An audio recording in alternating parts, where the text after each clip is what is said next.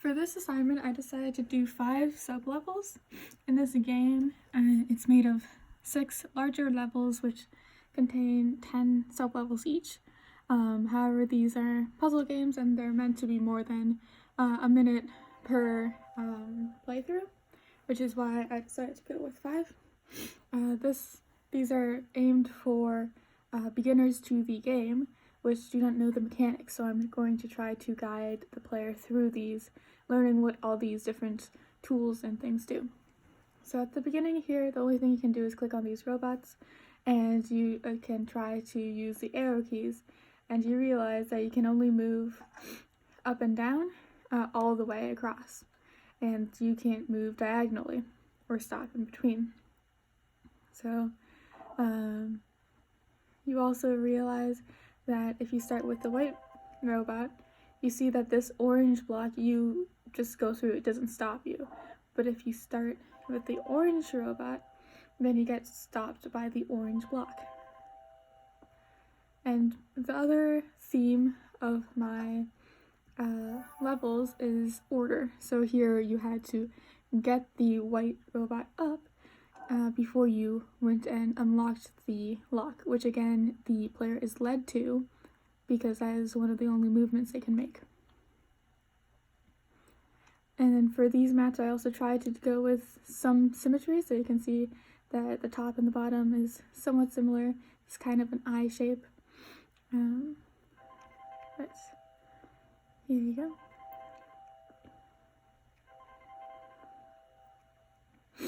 And here, the player can go about this in a few different manners of going up and down. Most of my players actually went around and didn't do this method I did, which was quite interesting. I did have 2 playtesters, and they both found these successful levels. They found them difficult, but they weren't too difficult for them to achieve. And I'll talk about a little bit more of their comments in a bit. But here you see if you hit the orange block with the this orange robot, then it moves. But if you hit it with the other robots, then it didn't move. So again, that's trying to guide the player to figuring these things out on their own with just by kind of accidental discovery. Moving on to level 3, this I tried to, one of the other things mentioned in the videos I was watching is assumptions, and the use of assumptions to kind of fool the player into thinking they have the right solution and then making it more difficult when they realize that it's not the actual solution and they need to find a different way across. So this is the method my other playtesters use of using this little guy as the rebound. So here they just try to use the white block and the white robot and red robot like usual. They realize this guy gets stuck there. So what they actually need to do is use this orange guy as a stop for the white robot. And this is a simple change. It's not something that groundbreaking or that difficult to figure out. So in the next iteration, I'll try to make that a bit more difficult for the player, make the assumption more of a flaw. And here, one of the comments I got was I originally just had this red arrow which leads to a wall, and my playtesters thought that the arrows just meant that they made you stuck, and that wasn't just leading the person with the arrow like that. So that's why I added this white one here, because, well, the player can't go up this path anyways, so it wasn't removing an option for them, but was still demonstrating that mechanic there. So let's see if I can get the order right. Here the order is important.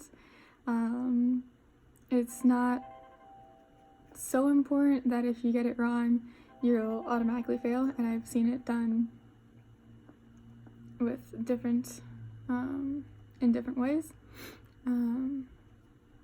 So here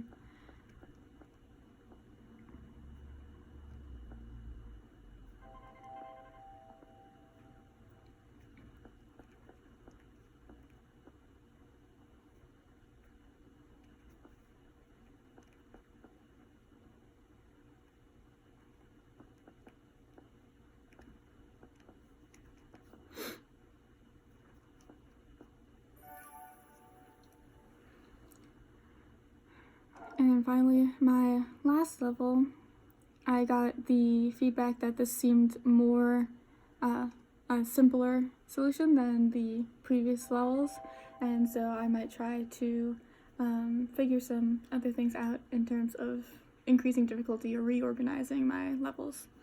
So here, the assumption to break is that originally the player will see this arrow, this red arrow, and think they can't use that robot because it'll get stuck there, and so they might try the green, which is the only other option, only to see that if they do that, then again they're stuck with this green arrow, which tells them this may not have been the correct solution. So there are a few solutions that I've seen, but this is the most one of the many, I guess. If I can remember it myself. So you need to use these tracks here to kind of get the robot up 1 or 2 levels, not a lot.